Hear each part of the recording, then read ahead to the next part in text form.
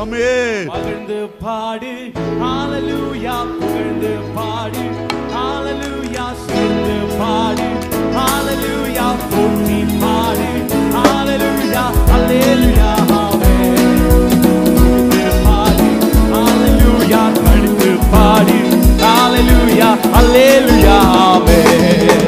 புகழ்ந்து பாடு புகழ்ந்து பாடு சேர்ந்து பாடு போற்றி பாடு ஹalleluya, ஆமென். துதித்து பாடு கழித்து பாடு ஹalleluya, கைகளை உயர்த்தி ஹalleluya, ஹalleluya, ஹalleluya, ஹalleluya, ஹalleluya, ஹalleluya, ஹalleluya, ஹalleluya, ஹalleluya, ஹalleluya, hallelujah, hallelujah, hallelujah, hallelujah, hallelujah, hallelujah, hallelujah, hallelujah, hallelujah, hallelujah, hallelujah, hallelujah, hallelujah, hallelujah, hallelujah, hallelujah. வானங்களை விரித்தவாறு துதியுங்கள், பூமியை படைத்தவாறு துதியுங்கள், சூரியனை படைத்தவாறு துதியுங்கள்,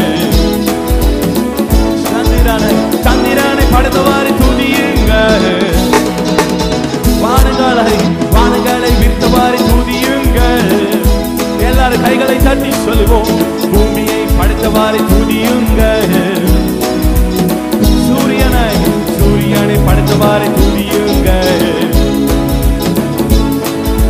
சந்திரனை படைத்தவாறு துதியுங்கள். மகிழ்ந்து பாடு மகிழ்ந்து பாடு புகழ்ந்து பாடு சேர்ந்து பாடு போற்றி பாடு ஹalleluya, ஆமென். துதித்து பாடு கழித்து பாடு ஹalleluya, ஆமென். மகிழ்ந்து பாடு மகிழ்ந்து பாடு. எல்லாரும் கைகளை உயர்த்தி தட்டி சொல்லுவோம். சேர்ந்து பாடு போற்றி பாடு ஹalleluya, ஆமென். துதித்து பாடு கழித்து பாடு ஹalleluya, ஆமென். ஹalleluya, ஹalleluya, ஹalleluya, ஹalleluya, ஹalleluya, ஹalleluya, ஹalleluya, ஹalleluya, ஹalleluya, ஹalleluya, ஹalleluya, hallelujah, hallelujah, hallelujah, hallelujah, hallelujah.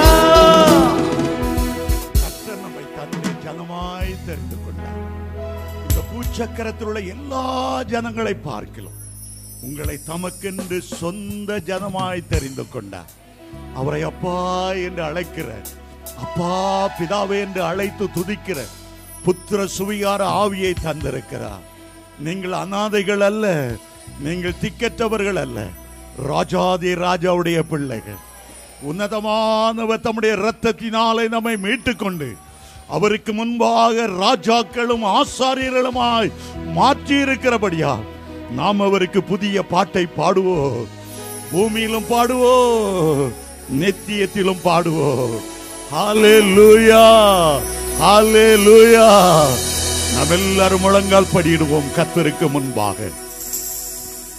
உடைய தனிப்பட்ட வாழ்க்கையில ஒரு 6 காரியங்கள் கர்த்தர் நமக்கு செய்யும்படியாக நாம் ஜெபிக்க போகிறோம். ஒரு 6 காரியங்கள் கர்த்தர் இந்த பகல் வேளையில நம்முடைய மத்தியிலே அவர் செய்ய போகிறார். முதலாவது ஆண்டவரை பார்த்து, அப்பா நீர் பரிசுத்தராய் இருக்கிறது போல நானும் பரிசுத்தமா இருக்கணும். பரலோகம் முழுவதும் பரலோகத்தால் பரிசுத்தத்தால் நிரம்பி இருக்கிறது. பரலோக பிதாவே என்று நாம் அவரை அழைக்கிறோம். உம்முடைய சித்தம் பரலோகத்தில் செய்யப்படுவது போல பூமியிலும் செய்யப்படுவதாக உம்முடைய பரிசுத்தத்தை எனக்கு தாரும் அப்பா. உம்முடைய பரிசுத்தத்தை எனக்கு தாரும். நான் கரை திரை உள்ளவன், பல வேளைகளில் நான் தவறி விடுகிறேன். உம்முடைய பரிசுத்த அளவில் வளர முடியாதபடி மனசாட்சியினை வாதிக்கிறது. குற்ற மனசாட்சியினை அணுகாதபடி தூய்மையான உள்ளத்தோடு உம்மை ஆராதிக்க உம்முடைய பரிசுத்தத்தை எனக்கு தாரும். பரிசுத்த அலங்காரத்துடனே கர்த்தரை தொழுது கொள்ளுங்கள் என்று சங்கீதம் 96:9 வாசிக்கிறோம். நம்முடைய ஆண்டவர் சொன்னார், நான் பரிசுத்தராய் இருக்கிறது போல நீங்களும் எல்லாவற்றிலும் பரிசுத்தராய் இருங்கள் என்று சொன்னார். பரிசுத்தம் இல்லாம ஜெபிக்க முடியாது. பரிசுத்தம் இல்லாம சாத்தானை எதிர்த்து நிற்க முடியாது. பரிசுத்தம் இல்லாம அவரை தரிசிக்க முடியாது. அவருடைய வருகையில காணப்பட முடியாது. பரலோக ராஜ்யத்தை சுதந்தரித்துக் கொள்ள முடியாது. அப்பா, உம்முடைய ரத்தத்தால என்ன பரிசுத்தமாக்கும். உம்முடைய ரத்தம் என் மேல இந்த காலை வேளையில சொட்டு சொட்டாய் விழட்டப்பா. ஓ, ஒரு நம்பிக்கையோடு ஒரு விடுதலையோடு ஆராதிக்கும்படி உம்முடைய பரிசுத்தத்தை எனக்கு தாரும். அப்படியே கைகளை உயர்த்தி உம்முடைய பரிசுத்த என் மேல இறங்கட்டும் ஐயா. ஒரு பரிசுத்தமுள்ள வாழ்க்கை தாரும். என்னென்ன பாவங்கள் என் கால்களை சறுக்க பண்ணுகிறதோ, என்னென்ன மீறுதல்கள் என்னை விட்டு தூரமாய் மாற்றுகிறதோ, தகப்பனை எல்லாவற்றையும் மாற்றியறோ. உம்முடைய பிரச்சனை என்னோடு இருக்கணும்ப்பா. உம்முடைய சமூகம் என்னோடு இருக்கணும். உம்முடைய பரிசுத்தமான வல்லமை என்னோடு இருக்கணும். ஆண்டவரை பார்த்து கேளுங்க. சேராபீன்கள் கேராபீன்கள் கர்த்தரை துதிக்கும் போது சேனைகளின் தேவனாகிய கர்த்தர் பரிசுத்தர் பரிசுத்தர் பரிசுத்தர், பூமி அனைத்தும் அவருடைய மகிமையால நிரம்பி இருக்கிறது என்று கூப்பிட்டு சொன்னார்கள். வெளிப்படுத்தல் 4:8 கூட கர்த்தரை பரலோக சிருஷ்டிகள் துதிக்கும் போது இருக்கிறவரும் இருந்தவரும் வருகிறவருமாகிய தேவனாகிய கர்த்தர் பரிசுத்தர் பரிசுத்தர் பரிசுத்தர் என்று இடைவிடாமல் சொல்லிக் கொண்டிருந்தார்கள். அந்த பரிசுத்தம் நம்மிலே ஏற்படும்படி இயேசுவின் ரத்தம் நம்மை கழுவி கழுவி சுத்திகரிக்கட்டும். இயேசுவின் ரத்தம் சகல பாவங்களை நீக்கி நம்மை சுத்திகரிக்கட்டும். S Lord, thank you. உம்முடைய ரத்தம் எங்கள் மேல் விழுகிறதற்காய் நன்றி. எங்களை கழுவுறக்காய் நன்றி. எங்களுடைய கண்களை, எங்களுடைய கைகளை, எங்களுடைய உள்ளத்தின் ஆழத்தை, எங்களுடைய நினைவுகளை, எண்ணங்களை சகலவற்றையும் நீ சுத்தமாக்கிறக்காய் நன்றி. எங்களை பார்க்கும் போது உமக்கு ஒரு எதிர்பார்ப்பு உண்டல்லவா? இந்த ஜனத்தை நான் எனக்கென்று ஏற்படுத்தினேன். அவர்கள் என் துதியை சொல்லி வருவார்கள். என் ஜனங்கள், என் நாமம் தரிக்கப்பட்ட என் ஜனங்கள் என் துதியை சொல்லி வருவார்கள். அப்படியே உம்முடைய ஜனத்தை ஆசீர்வாதியும் ஆசீர்வாதியும். இரண்டாவதாக ஆண்டவரிடத்தில் இன்னொரு காரியத்தை கேட்க போறோம். ஜெபாவி வேணப்பா. ஜெபம் இருந்தா பாவம் தூரமாய் போய்விடும். ஜெபம் இருந்தா கர்த்தர் எங்களுக்கு சமீபமாய் இருக்கிறேன் என்பதை உணர முடியும். ஜெபம் இருந்தா பரலோகத்தோடு நாங்க இணைக்கப்படுவோம். ஜெபம் இருந்தா நாங்க வல்லமை உள்ளவர்களாக, தேவ பலனுள்ளவர்களா இருப்போம். எதை குறித்தும் பயப்பட மாட்டோம். இன்றைக்கு ஒரு மண்டாட்டின் ஆவி எங்க மேல ஊற்று ஆண்டவரே. ஓ, சகரியா 12:10 என் ஜனங்கள் மேல் நான் கிருபையின் ஆவியையும் விண்ணப்பத்தின் ஆவியையும் ஊற்றுவேன். அந்த அபிஷேகம் எங்க மேல ஊற்றப்படட்டும். ஜெபிக்கணும் ஜெபிக்கணும் ஜெபிக்கணும். எந்த வீட்டில் எந்த பகுதி போனாலும் ஜெபிக்கணும் ஜெபிக்கணும். தேவ பிரசன்னத்தில் மகிமைப்படுத்தணும். பாடணும், நடனம் ஆடணும், துள்ளணும். ஜெப பிரசன்னம் என்னோடு இருக்கணும்ப்பா. அந்த விண்ணப்பத்தின் ஆவி எங்க மேல இருக்கட்டும். இயேசு எவ்வளவு ஜெபித்தி எவ்வளவு ஜெபித்தி உம்மில இருந்த அதே ஜெப ஆவி எங்களுக்குள்ள பற்றி பிடிக்கட்டும். ஒரு அக்கினியாய் பற்றி பிடிக்கட்டும். நீ பலத்த சத்தத்தோடு கண்ணீரோடு ஜெபம் பண்ணினீர் என்று எபிரேயர் 5:7 வாசிக்கிறோமே. அந்த ஜெப ஆவி எங்களுக்குள்ள பற்றி எரியட்டப்பா. எவ்வளவு ஆத்தும வியாகுலத்தோடு ஜெபம் பண்ணினீர். உம்முடைய ஆத்துமாவை மரணத்தில் ஊற்றி ஜெபிக்கவில்லையா? அந்த ஜெப ஆவி ஒவ்வொரு மேலும் இறங்க வேண்டும் என்று ஜெபிக்கிறேன். மூன்றாவதாக ஒரு நல்ல வல்லமை, நல்ல உன்னதத்திலிருந்து வருகிற பலன் ஒவ்வொருவரையும் ஆட்கொள்ளட்டோப்பா. ஒரு வல்லமை நிரப்பட்டு ஜெயமுள்ள கிறிஸ்தவர்களாய் வாழ்வதற்கு உம்முடைய வல்லமையினால நிரப்ப வேண்டும் என்று ஜெபிக்கிறேன். அக்கினியால நிரப்ப வேண்டும் என்று ஜெபிக்கிறேன். எங்களுடைய உள்ளமாகிய பலிபீடத்திலே அக்கினி கொழுந்து விட்டு எரிய வேண்டும் என்று ஜெபிக்கிறேன். உன்னதத்திலிருந்து வருகிற பலன் ஒவ்வொரு மேலும் இறங்கி வருவதாக. சத்துருவை எதிர்த்து நிற்கக்கூடிய பலன். கைகளை தட்டி ஆண்டவருக்கு நன்றி செலுத்துவோம். கைகளை தட்டி ஆண்டவருக்கு நன்றி செலுத்துவோம். கைகளை தட்டி ஆண்டவருக்கு நன்றி செலுத்துவோம். ஆமென். ஹல்லேலூயா, ஹல்லேலூயா, ஹல்லேலூயா. ஆவியின் வரங்கள் நான்காவதாக, ஆவியின் வரங்களை கர்த்தர் உங்களுக்காகவே வைத்திருக்கிறார். நீங்க எழும்பி பிரகாசிப்பதற்கு, கர்த்தரே தேவன் என்று நிரூபிப்பதற்கு, சாத்தானுடைய கோட்டைகளை உடைப்பதற்கு, தேவனுடைய ராஜ்யத்தை கட்டி எழுப்புவதற்கு ஆவியின் வரங்கள் உங்களுக்கு அவசியம். தீர்க்கதரிசன அபிஷேகம் உங்களுக்கு வேணும். இன்றைக்கு உங்களுடைய நாவை ஆவியானவர் தொட விரும்புகிறார். சாதாரணமான நாவை ஒரு தீர்க்கதரிசி நாவை போல மாற்றும்படி கர்த்தர் உங்களுடைய நாவை தன்னுடைய அக்கினியால தொட விரும்புகிறார். ஏசாயாவின் நாவை தொடவில்லையா? மாபெரும் தீர்க்கதரிசியாய் உயர்த்தவில்லையா? தீர்க்கதரிசன வரத்தை ஒவ்வொருவருக்கு தருவாராக. ஓ, ஆவியின் வரங்கள், வல்லமைகள் உனக்காக வைக்கப்பட்டு இருக்கிறது. கேட்கிற எவனும் பெற்றுக் கொள்ளுகிறார், கேட்கிற எவனும் பெற்றுக் கொள்ளுகிறாள். நீ விசுவாசித்தால் தேவ மகிமையை காண்பாய்.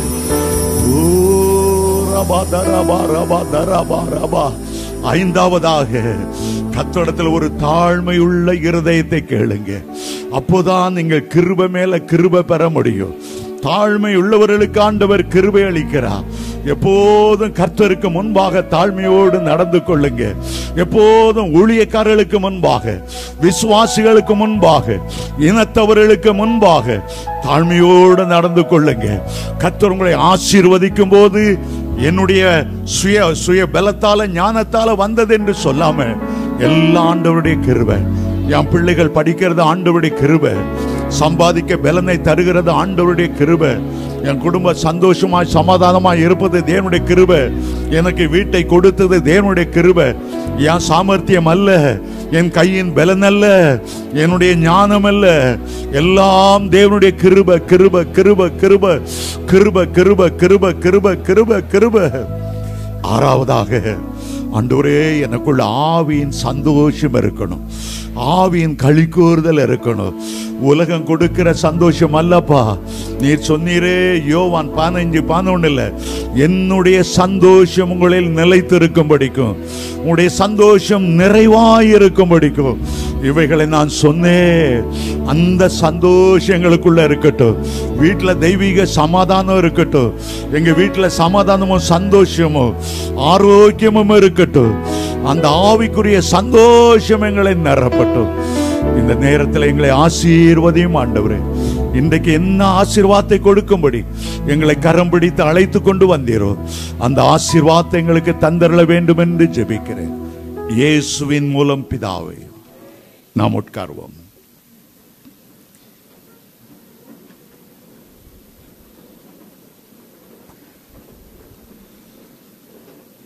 ஹல்லேலூயா. நீங்கள் கர்த்தரால் ஆசீர்வதிக்கப்பட்டவர்கள். ஆமென். கர்த்தர் உங்களை கரம் பிடித்து தேவனுடைய ஆலயத்துக்கு கொண்டு வந்து ஆலயத்தின் நன்மையினால் உங்களை திருப்தியாக்குவார். ஆமென். நீங்கள் விசேஷித்தவர்கள், விசேஷமான கல்வாரி இரத்தத்தால் மீட்கப்பட்டவர்கள். நீங்கள் விசேஷமானவர்கள். வேத வார்த்தைக்கு நாம் திரும்ப போகிறோம். சங்கீதம் 136.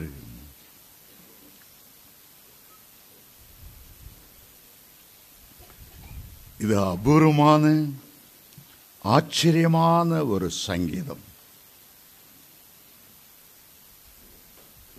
எல்லாம் எடுத்துட்டீங்களா? 136ஆம் சங்கீதம். முதல் வசனத்திலிருந்து 4 வசனம் வரையிலும் நான் வாசிக்கிறேன். கர்த்தரை துதியுங்கள்,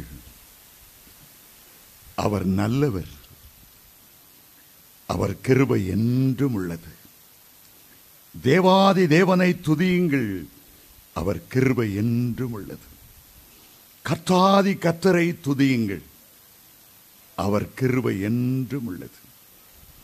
ஒருவராய் பெரிய அதிசயங்களை செய்கிறவரை துதியுங்கள், அவர் கிருபை என்றும் உள்ளது. 5ஆம் வசனத்திலிருந்து நான் வாசிக்கிறேன். நான் வாசித்து முடித்ததும் நீங்க எல்லாரும் சத்தமா சொல்லணும், அவர் கிருபை என்றும் உள்ளது. முதல் பகுதியை நான் வாசிக்கிறேன், 2வது பகுதியை நீங்க சத்தமா சொல்லணும். எல்லாரும் வாயை கொண்டிருக்கிறீங்க, நாக்கை கொண்டிருக்கீங்க, சத்தத்தை கொண்டிருக்கிறீங்க. கர்த்தர் உள்ள மகிழும்படி அவருடைய கிருபை நாம் பாடப் போகிறோம். 5ஆம் வசனத்திலிருந்து, வானங்களை ஞானமாய் உண்டாக்கினவரை துதியுங்கள், தண்ணீர்களுக்கு மேலாய் பூமியை பரப்பினவரை துதியுங்கள், பெரிய சுடர்களை உண்டாக்கினவரை துதியுங்கள், பகலில் ஆள சூரியனை படைத்தவரை துதியுங்கள், இரவில் ஆள சந்திரனையும் நட்சத்திரங்களையும் படைத்தவரை துதியுங்கள், எகிப்தியருடைய தலைச்சன்களை சங்கரித்தவரை துதியுங்கள், அவர்கள் நடுவிலிருந்து இஸ்ரவேலை புறப்பட பண்ணினவரை துதியுங்கள், பலத்த கையினாலும் ஓங்கிய புயத்தினாலும் அதை செய்தவரை துதியுங்கள், சிவந்த சமுத்திரத்தை இரண்டாய் பிளந்தவரை பிரித்தவரை துதியுங்கள்,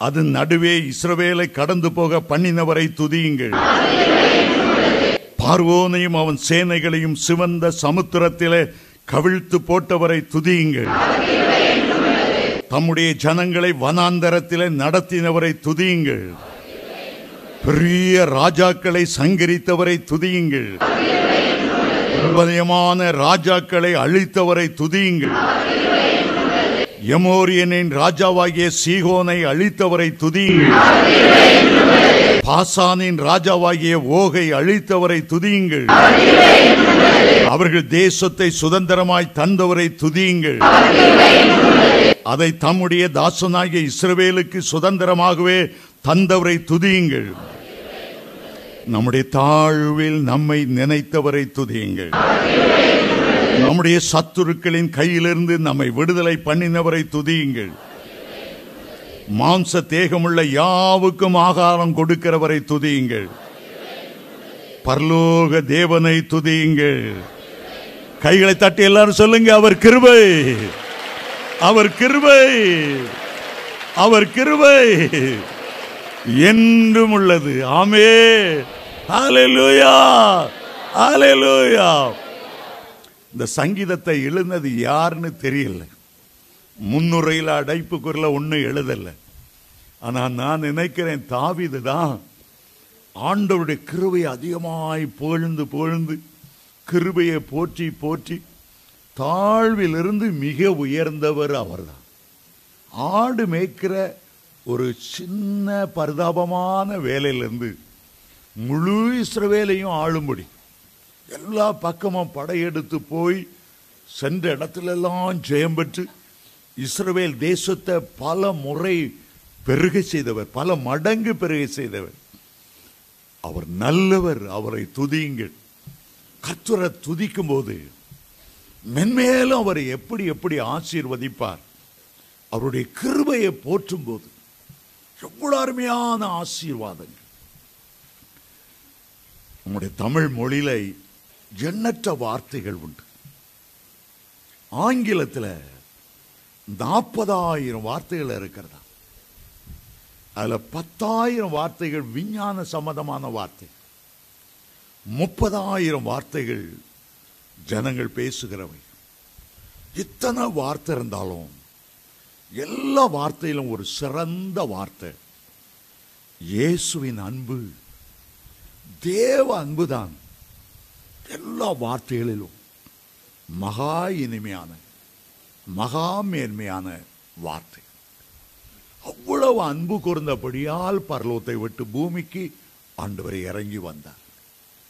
பிதாவானவர் குமாரனை தந்தருளி இவ்வளவாய் அன்பு கூர்ந்தார், அன்பு கூர்ந்தார்.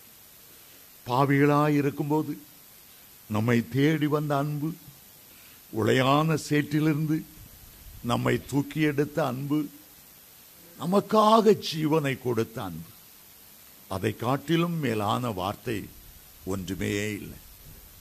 எந்த மொழியிலும் அன்புக்கு அடுத்தபடி ஒரு வார்த்தை, மிக மேன்மையான வார்த்தை உண்டென்றால் அது தேவனுடைய கிருபை, ஆண்டவருடைய கிருபை. இந்த பூமியில வாழும்படி நமக்கு ஒரு வாய்ப்பு கொடுத்தது ஆண்டவருடைய கிருபை. அந்த பூமியில வாழும்படி இயேசுவை காணும்படி நமக்கு கிருபை செய்தது அந்த கிருபை.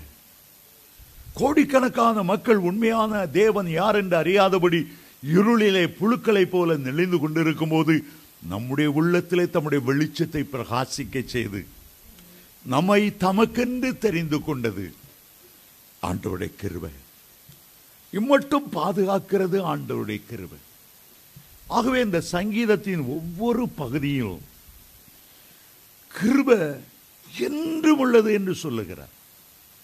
என்றும் உள்ளது என்றால் நேற்றிருந்த கிருபை இன்றைக்கு நாம் ஜெயகரமாய் நடத்துவதற்கு இன்றைக்கு நமக்கு கிடைக்கிற கிருபை, நாளைக்கு நமக்கு கிடைக்க போகிற கிருபை, அதைத்தான் என்றும் உள்ளது என்று வாசிக்கிறோம்.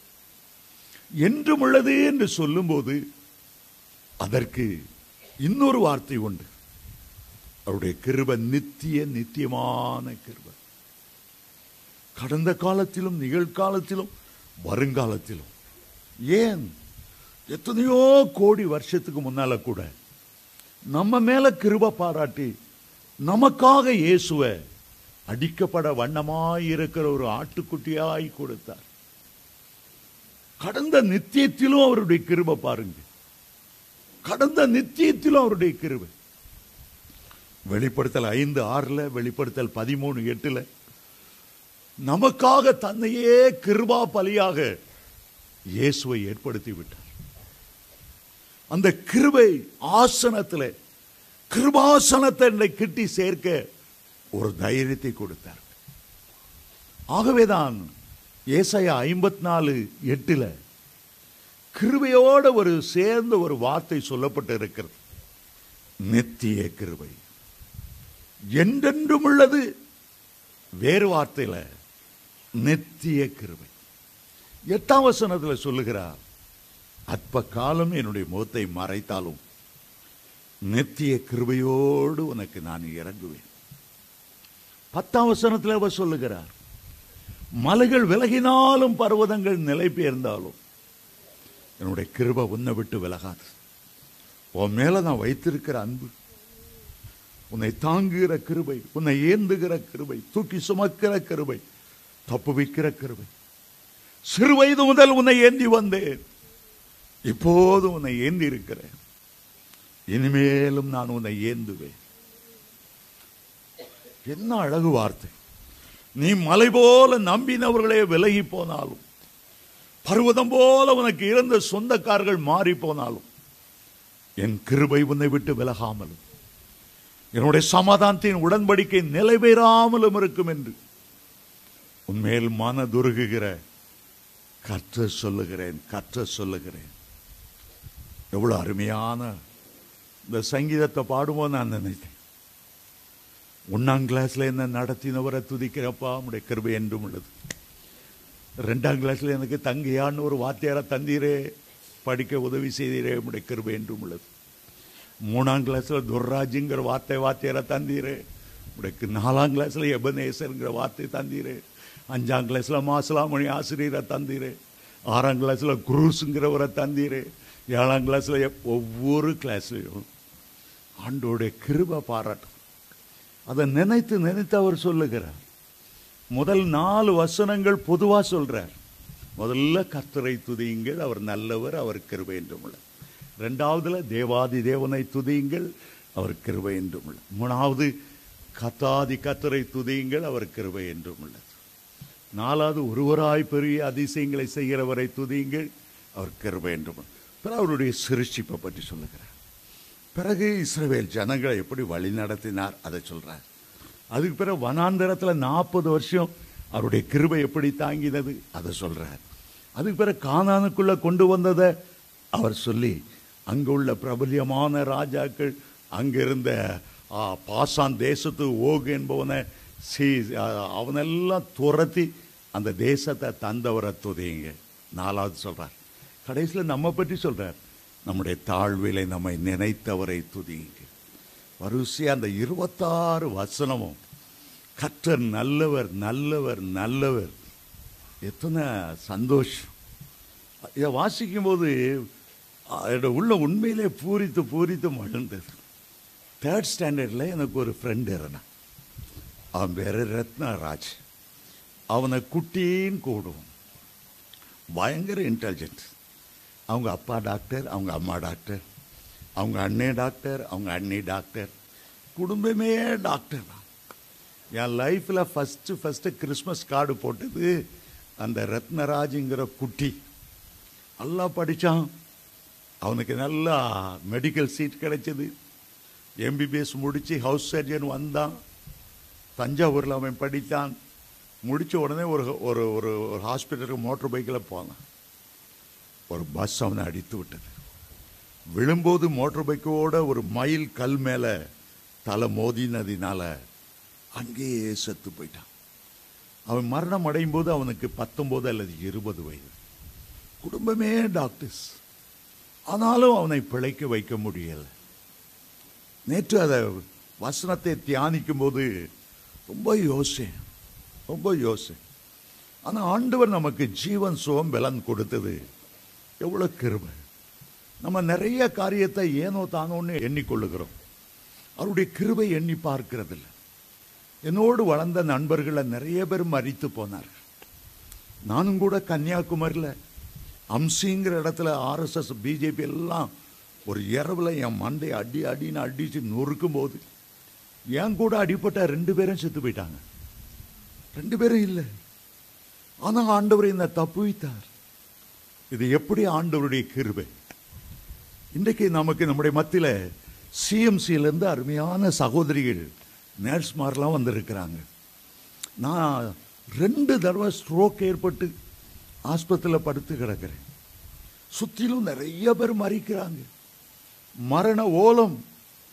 டாக்டர் சொன்னாங்க, உன் தலைக்குள்ள அவ்வளவு ரத்தம் கட்டி போய் இருக்கிறது. ஸ்ட்ரோக்கு மேலே ஸ்ட்ரோக். இனி நீ பேச முடியாது. சையில் வேணா பேசிக்கொள்ளலாம். ஆனால் பெரிய ஆச்சரியம், பெரிய கிருபை. மீண்டும் பேச ஆண்டவர் கிருபை செய்தார். டாக்டர்கிட்ட போய் செக் பண்ணா இந்த அற்புதம் எப்படி நடந்ததுன்னு எங்களுக்கு தெரியாது. ஸ்ட்ரோக் வந்ததுக்கு எந்த அடையாளமும் இல்லைன்னு சொல்லிட்டாங்க. இவ்வளோ கிருபை பாராட்டினவரை நம்ம துதிக்காமல் இருக்க முடியுமா? சிறு வயதிலிருந்து ஆண்டவர் செய்த எல்லா நன்மைகளையும் துதிக்க துதிக்க துதிக்க துதிக்க ஆண்டவர் இன்னும் நமக்கு நன்மை செய்வார். பரலோகம் முழுவதும் கர்த்தரை துதிக்கிற துதியினால நிரம்பி இருக்கிறது. அது பரிசுத்தமுள்ள தேசம், மகிமையுள்ள தேசம், அதே நேரத்தில் துதியினால நிரம்பி இருக்கிற ஒரு தேசம். நம்ம இங்கிருந்து அங்கே போவதற்காக ஏசாயா 61:3 துதியின் வஸ்திரத்தை ஆண்டவர் நமக்கு தரிப்பித்தாராம். துதியின் உடையை நமக்கு தந்திருக்கிறாராம். அதான் ராஜாதி ராஜானுடைய கல்யாண வீட்டுக்குள்ளே பிரவேசிக்கக்கூடிய ஒரு நல்ல அருமையான உடையாயிருக்கிறது. இந்த சங்கீதத்தில் 2 பகுதியாய் பிரிக்கலாம். முதலாவது கர்த்தர் யார், அவருடைய மகிமை என்ன, மகத்துவம் என்ன, சிருஷ்டிப்பில் எவ்வளவு ஞானமாய் செய்திருக்கிறார். சூரியன் சந்திரன் நட்சத்திரங்களை எல்லாம் உருவாக்கினார். இது கர்த்தரை துதிக்கிற துதி. இது கர்த்தரை மகிமைப்படுத்துவது, மகத்துவத்தை அவருக்கு செலுத்துவது. இது ஒரு பகுதி. இன்னொரு பகுதியில் ஆண்டவர் நம்முடைய தனிப்பட்ட வாழ்க்கையில செய்த நன்மைகள், அவருக்கு நன்றி செலுத்துவது ஸ்தோத்திரம். அவர் யார், அவருடைய கிருபை என்ன, அவருடைய குணாதிசயம் என்ன, அவருடைய சுபாவம் என்ன, அதை சொல்லுவது, துதித்து அவரை மகிமைப்படுத்துவது. தனிப்பட்ட வாழ்க்கையில் அவர் எனக்கு என்னென்ன செய்தார். பாவங்களை மன்னித்தது, நோய்களை குணமாக்கினது, சாபங்களை ஆசீர்வாதமாக்கினது. அதற்கு பெயர் நன்றி, அதற்கு பெயர் ஸ்தோத்திரம், அதற்கு பெயர் ஆராதனை. இந்த 2ம் தேவனுடைய பிள்ளையுடைய வாழ்க்கையில் இருக்கும்போது தான் அவர் கிருபை என்றும் உள்ளது என்று சொல்ல முடியும். நமக்காக சூரியனையும் சந்திரனையும் நட்சத்திரங்களை சிருஷ்டித்து வெளிச்சத்தை நமக்கு கொடுத்தார். ஆகவே நாம் அவருடைய நாமத்தை சொல்லி சொல்லி அவரை மகிமைப்படுத்துகிறோம். சின்ன வயதிலிருந்து உணவளித்து உடுத்து வைத்து பாதுகாத்து வியாதியை குணமாக்கி நமக்கு அற்புதம் செய்து வளரும்போது படிக்க வைத்து வாழ்க்கை துணை அமைத்து தந்து குடும்பத்தை ஏற்படுத்தி பிள்ளைகளை தந்து எல்லாம் நன்றியுள்ள ஒரு இருதயத்தோடு ஆண்டவரை துதிப்பதாகும். இந்த துதியும் ஸ்தோத்திரமும் ஒரு பறவைக்கு 2 செட்டைகள் எப்படி இருக்கிறதோ, ஒரு கழுகு அந்த செட்டைகளை விரித்து உன்னதங்களிலே எப்படி பறந்து செல்லுகிறதோ, நாம் ஆண்டவரை நெருங்கி கிட்டி சேருவதற்கு இந்த துதியும் ஸ்தோத்திரமும் மிகவும் பிரயோஜனமானது, மிகவும் பிரயோஜனமானது. ஆகவேதான் இந்த சங்கீதம் முழுவதிலும் ஒரு பக்கம் துதியால நிரம்பி இருக்கிறது. கர்த்தர் அவர்களுக்கு செய்த நன்மைகள், இஸ்ரவேலரை எகிப்திலிருந்து விடுவித்த நன்மை, பார்வோனையும் அவனுடைய சேனையும் சிவந்த சமுத்திரத்தை தள்ளின நன்மை, வனாந்தரத்திலே மன்னாவினால் போஷித்த கிருபை, இறைச்சி சாப்பிட விரும்பின போது காடைகளை குவித்த கிருபை, கானான் தேசம் முழுவதிலும் அத்தனை ஏக்கர் அத்தனை மைல் நிலப்பரப்ப ஃப்ரீயா கொடுத்தார் ஆண்டவர். அவர்கள் நட்டாத திராட்சை தோட்டத்தை, கட்டாத வீடுகளை அவர்கள் அனுபவித்தார். ஆண்டவரை சோத்தரிக்கிற ஸ்தோத்திரம். அருமையான தேவனுடைய பிள்ளைகளே, தாவீது தன்னுடைய வாழ்க்கையில் ஒரு தீர்மானம் செய்தார். சங்கீதம் 34:1 சொல்லுகிறார், கர்த்தரை நான் எக்காலத்திலும் சோத்தரிப்பேன், அவர் கிருபை என்றும் உள்ளது, அவருடைய துதி எப்போதும் என் வாயில இருக்கும். ஆண்டவரை நாம் துதிக்க காரணம் என்ன? நம்முடைய ஆண்டவருடைய ஒரு பெயர். சங்கீதம் 22:3, அவர் துதிகளின் மத்தியிலே வாசம் பண்ணுகிறவர். துதிகளின் மத்தியிலே அவர் வாசம் பண்ணுகிறவர். அந்த இடம் முழுவதும் ஆண்டவருடைய கிருபையினால நிரப்பப்பட்டு இருக்கிறது. கிருபை என்பது ரொம்ப முக்கியம். ஆகவேதான் ஆண்டவர் பழைய ஏற்பாட்டிலே ஆசாரியர்களை ஏற்படுத்தும் போது, தீர்க்கதரிசிகளை ஏற்படுத்தும் போது, என் ஜனங்களை நீங்க ஆசீர்வதிக்கணும். என்ன சொல்லி ஆசீர்வதிக்கணும்? என்னாகமம் 6ஆம் அதிகாரம் 24-26 வாசிக்கும் போது, கர்த்தர் உங்களை ஆசீர்வதித்து உங்களை காக்க கடவர், அவர் தம்முடைய திருமுகத்தை உங்கள் மேல் பிரகாசிக்க பண்ணி உங்கள் மேல கிருபையாய் கிருபையாய் இருக்க கடவர். ஒரு வார்த்தை சொல்லி முன்வைக்கிறார். கர்த்தருடைய கிருபை எப்போதும் உங்களுக்கு வேணும். அந்த கிருபை தான் உங்களை பாதுகாக்கும். நீங்க கொடுக்கிற காணிக்கையோ அல்லது உங்களுடைய பக்தியோ அல்ல, ஆண்டவருடைய கிருபை தான், அந்த கிருபையின் செட்டைகள் தான் உங்களை பாதுகாக்கும். கர்த்தர் உன் மேல கிருபையாய் இருக்க கடவுள். புதிய ஏற்பாட்டில் கர்த்தருடைய ஊழியக்காரர்களை ஆசீர்வதிக்கும் போது என்ன சொல்லி ஆசீர்வதிக்கிறார்? நம்முடைய ஆண்டவராய் இயேசு கிறிஸ்துவுடைய கிருபையும். முதல்ல அந்த கிருபை தான் வைக்கிறார். முதலாவது அந்த கிருபை. பிரதான் தேவனுடைய அன்பு பரிசுத்தாவினுடைய ஐக்கியமும் நம் அனைவரோடு இருக்க கடவுள். இந்த கிருபையை சொல்லி சொல்லி சொல்லி தேவ ஜனங்களை ஆசீர்வதிக்கிறார். நான் சிறுவனா இருக்கும்போது எங்களுடைய சர்ச்சில் உள்ள பாஸ்டர் எப்போதும் ஜெபிக்கும் போது, கிருபையில் ஐஸ்வர்யமுள்ள தேவனே என்று சொல்லி ஜெபிப்பார். கிருபையில் ஐஸ்வர்யமுள்ள தேவனே. டாக்டர் கிளிஃபர்ட் குமார் எப்போது ஜெபம் பண்ணாலும் கிருபையின் தேவனேன்னு சொல்லி ஜெபம் பண்ணுவார். பொற்செல்வன் ஆசிரியர் என்று ஒரு நல்ல ஊழியக்கார், அவருடைய ஊழியத்துக்கு பேரே கிருபையின் ஊழியங்கள்னு வைத்திருக்கிறார். தாவீது சொல்லுகிறார், ஆண்டவரே உம்முடைய கிருபை எவ்வளவு அருமையானது, அதனால்தான் மனுமக்கள் உம்முடைய செட்டுகளின் நிழலிலே வந்து அடைகிறார்கள். உம்முடைய கிருபை எவ்வளவு அதிகமானது. உலகத்தில் எண்ணற்ற தெய்வங்கள் என்று பெயர் படுகிறவங்களே இருக்கலாம், கிருபைக்கு அவங்களுக்கு சம்பந்தமே இல்லை. அவங்க குடல்ல உருவதும், அந்த சூலாயுதம் வேலாயுதத்தை ஏந்தி கண்ணை உருட்டி பயங்கட்டுறதும், நாக்கை இழுத்து நீட்டி உன ரத்தம் குடிக்க போறேன்னு சொல்றதும், இதுகளெல்லாம் மத்தியில் நம்முடைய ஆண்டவருடைய கிருபையை பார்க்கும்போது, ஆகவேதான் யோவான் 1ஆம் அதிகாரத்தில் யோவான் சுவிசேஷன் எழுதுகிறார், நியாயப்பிரமாணம் மோசேயினால் கொடுக்கப்பட்டது, ஆனால் கிருபையும் சத்தியமும் இயேசு கிறிஸ்துவினால் வந்தது. இந்த கிருபையை ஆண்டவர் கொடுக்கும்படியாகவே இந்த பூமிக்கு வந்தார். இந்த பூமிக்கு வந்தார். அருமையான தேவனுடைய பிள்ளைகளே, இன்றைக்கு 4 வசனங்களை உங்களுடைய மத்தியில் வைத்து, அவர் கிருபை என்றும் உள்ளது என்றும் உள்ளது என்று சொல்லி துதித்து பெற்ற 4 ஆசீர்வாதங்களை அல்லது 4 ஆசீர்வாதங்களை உங்களோடு நான் பேச விரும்புகிறேன். ஏனென்றால் சில ஆண்டுகளுக்கு முன்பு அம்பத்தூர் என்ற இடத்துல ஒரு முகாம் நடத்த திட்டமிட்டு இருந்தோம். 5 ஊழியக்காரர்கள் சேர்ந்து பகலெல்லாம் ஆண்டவரை ஆராதித்து கர்த்தருடைய மகிமை குறித்து பிரசங்கம் பண்ண வேண்டும். சாயங்காலமும் காலையிலும் வர்றவங்களுக்கெல்லாம் அங்கேயே சாப்பாடு கொடுத்து அங்கேயே தங்கி ரொம்ப ஒரு அருமையான ஒரு முகாமை ஒழுங்கு செய்திருந்தோம். 5 ஊழியக்காரர்கள் சேர்ந்து அந்த கூட்டத்தின் ஆரம்பத்தில் கை கோர்த்து கர்த்தர் கிருபையாய் எங்களுடைய மத்தியில் இறங்கி வர வேண்டும் என்று கண்ணீரோடு ஜெபம் பண்ணுவார். அப்போது ஆண்டவர் எங்களோடு பேசினார். ஒவ்வொரு நாளும் என்னுடைய பிரசன்னத்தை தருவேன். கடைசி நாள் அன்று உங்களுடைய மத்தியில் நான் இறங்கி வருவேன். ஒவ்வொரு நாளும் அவருடைய பிரசன்னம். ஆனால் கடைசி நாளில் என்னுடைய மகிமையோடு இறங்கி வருவேன். உண்மையிலே ஒவ்வொரு நாளும் கர்த்தருடைய பிரசன்னத்தை உணர முடிந்தது. கடைசி நாள் வந்தது. காலை 9 மணிக்கு ஆரம்பமானது. ஆண்டவர் வந்தால் அது எப்படி இருக்கும்? ஆண்டவர் எப்படி வருவார்? ராஜாதி ராஜாவாய் வருவாரா? சிலுவை சுமந்தவராய் வருவாரா?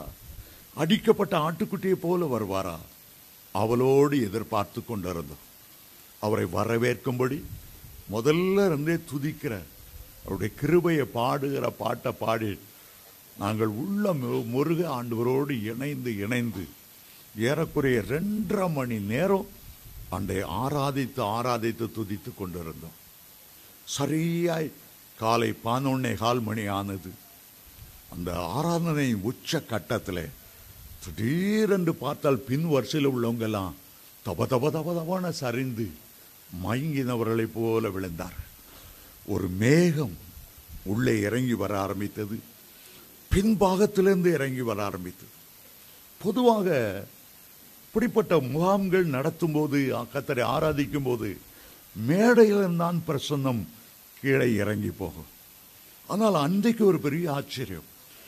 அடுத்த ரோ வந்தது. வர வர வர அந்த தேவ பிரசன்னமும் மகிமையும் புகைமான ஒரு மேகம் போல வரும்போது அவ்வளவு பேரும் 100க்கு 100 அவ்வளவு பேரும் சரிந்து ஒவ்வொரு ரோவாய் வந்தது. கடைசியில் மேடைக்கு வந்தது.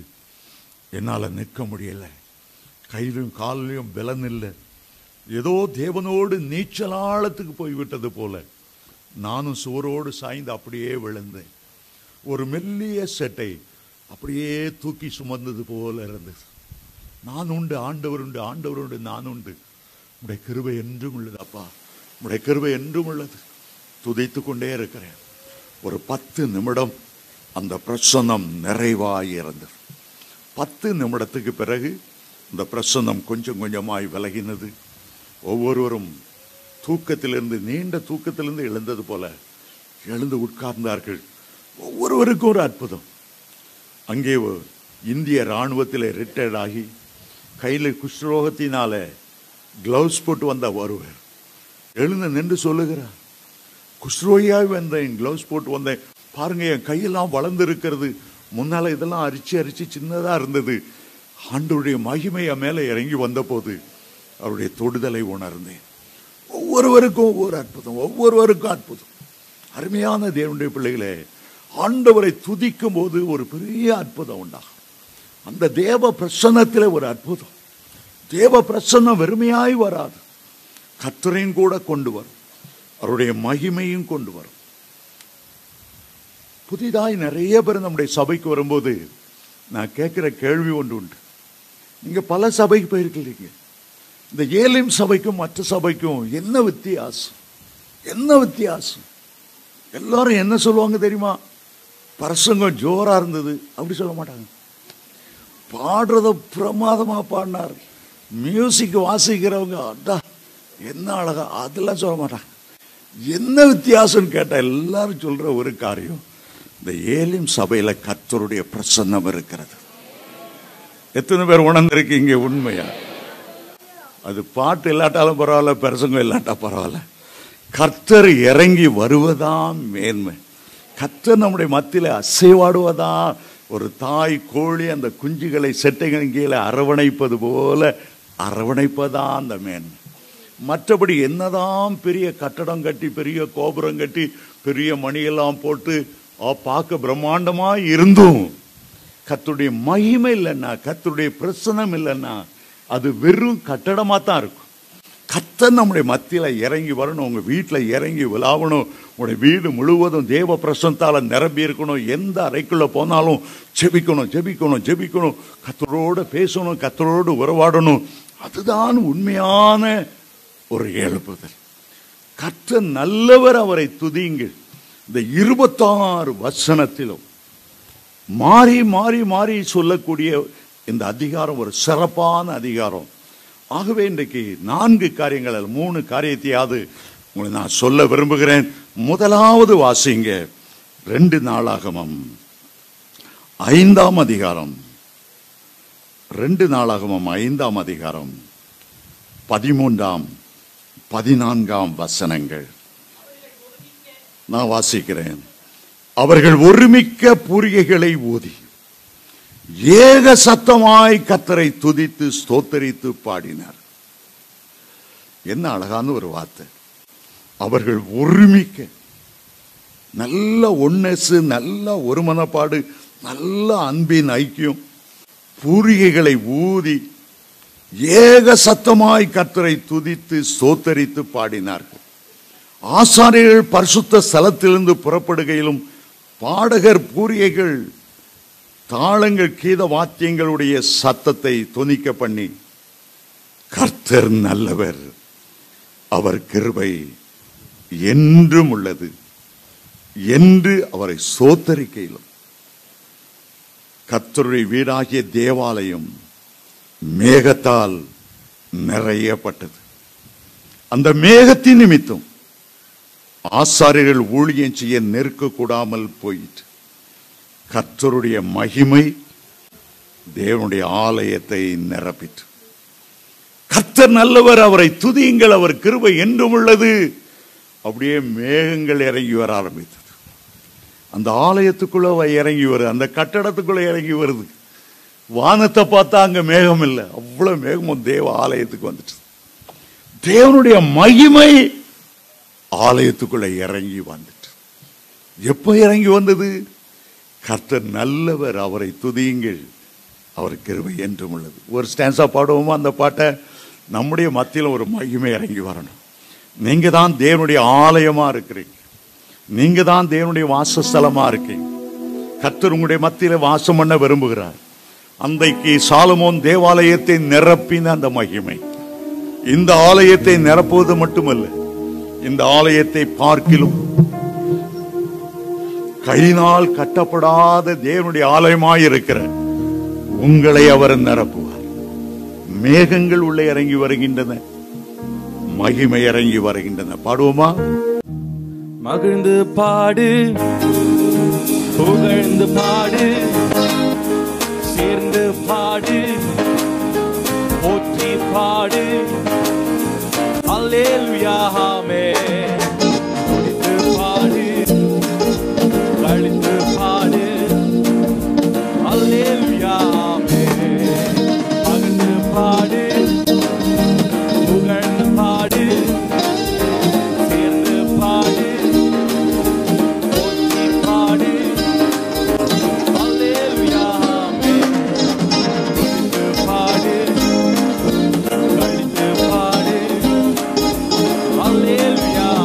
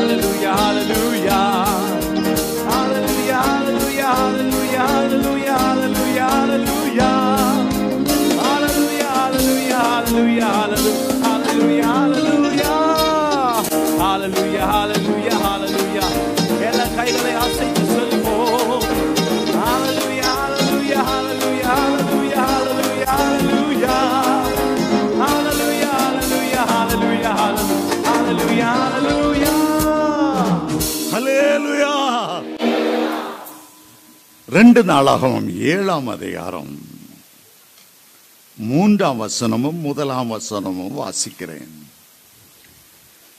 2 நாளாகமம் 550ஆம் பக்கத்தில் இருக்கிறது. 7ஆம் அதிகாரம் 3ஆம் வசனம். அக்கினி இறங்குகிறதையும் கர்த்தருடைய மகிமை ஆலயத்தின் மேல் தங்கியிருக்கிறதையும் இஸ்ரவேல் புத்திரர் எல்லாரும் கண்டபோது தளவரிசை மட்டும் தரையிலே முகங்குப்புற குனிந்து பணிந்து, கர்த்தர் நல்லவர், அவர் கிருபை என்றும் உள்ளது என்று சொல்லி அவரை துதித்தார். முதலாவது லேவியர் பாடுகிற பாடகர்கள் கர்த்தருடைய மகிமை என்றும் உள்ளது என்று சொல்லும்போது மேகங்கள் இறங்கி வந்தது, மகிமை இறங்கி வந்தது. 2வது இந்த இடத்துல சாலமோன் ஜெபம் பண்ணுகிறதை 1ஆம் வசனத்திலே வாசிக்கிறோம். சாலமோன் எழுந்து நின்று கைகளை தேவனுக்கு நேராக திருப்பி ஜெபம் பண்ண ஆரம்பித்தார். திடீரென்று அக்கினி இறங்க ஆரம்பித்து விட்டது. மகிமையோடு அக்கினி இறங்கினது. முன்னால் மேகத்தோடு மகிமை இறங்கினது, இங்கே அக்கினி இறங்கி வந்தது. அக்கினி மயமான தேவ பிரசன்னம். அக்கினி என்பது ஆவியானவரோடு இணைந்து இருக்கிறது. அக்கினி ஸ்தம்பங்கள் மூலமாக இஸ்ரவேலருக்கு முன் நடந்த ஆண்டவர் அந்த அக்கினியோடு இறங்கி வந்தார். இந்த அக்கினி தான் சத்துருடைய வல்லமைகளை சுட்டெரிக்கக்கூடியது. இந்த அக்கினி தான் உங்களுக்குள்ள பாவ கரைகள், பாவ பழக்க வழக்கங்கள், வேண்டாத சுவாபங்களை சுட்டெரிக்கிறது அக்கினி.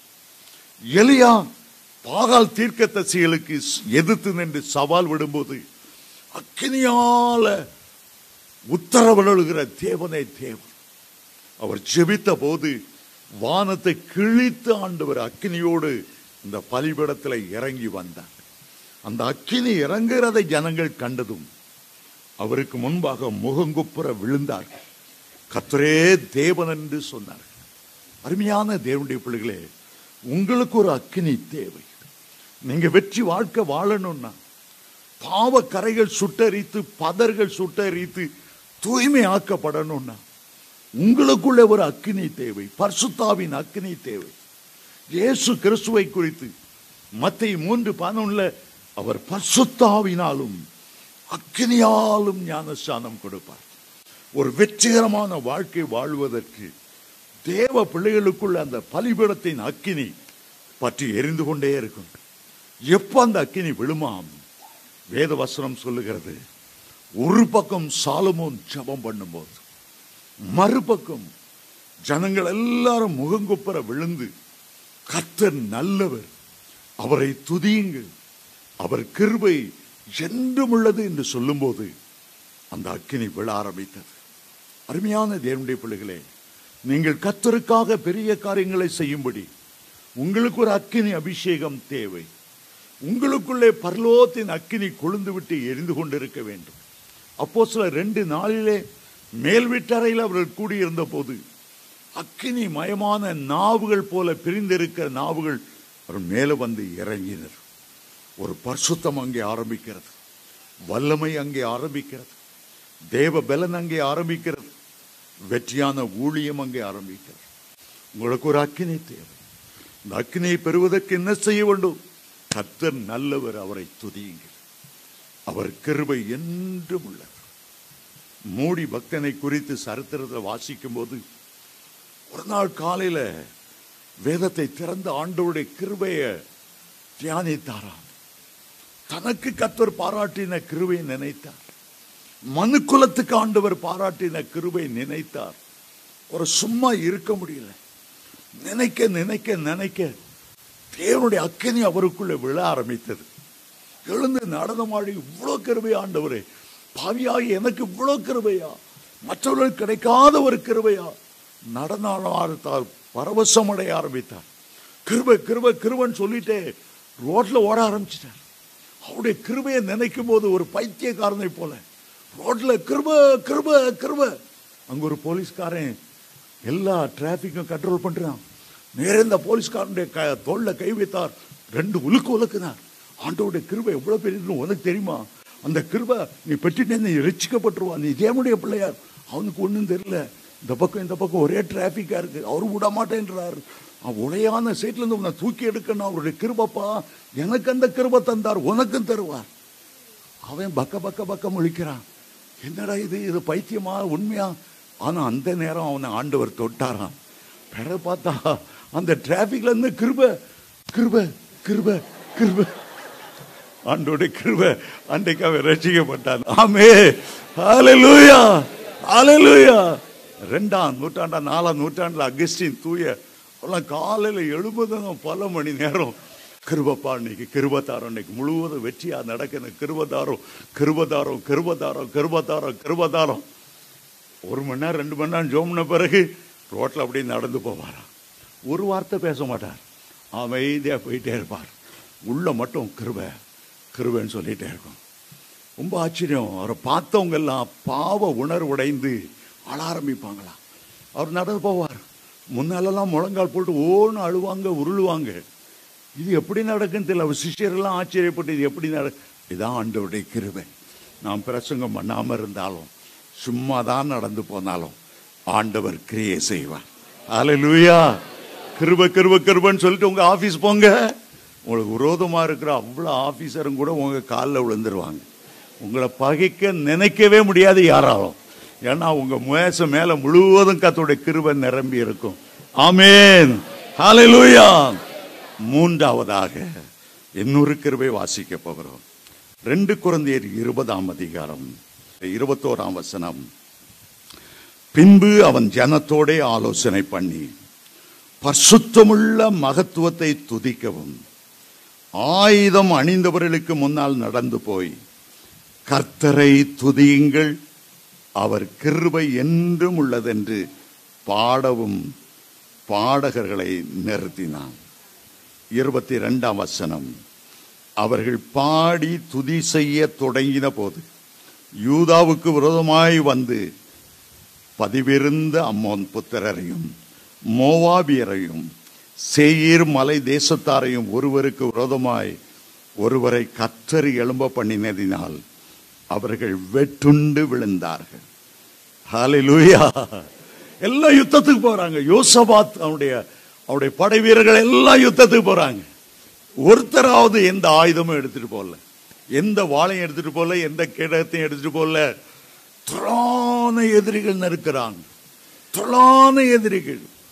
இவங்க சொன்னாங்க, துதிகளின் மத்தியில வாசம் பண்ணுகிற சேனைகளின் கர்த்தரை நம்முடைய மத்தியில கொண்டு வரணும்னா ஒரே ஒரு வழி, கர்த்தரை துதித்து அவர் கிருபை என்றும் உள்ளது. 136ஆம் சங்கீதத்துல ஒவ்வொன்றையா சொல்லி சொல்லி கர்த்தருடைய கிருபை என்றும் உள்ளது.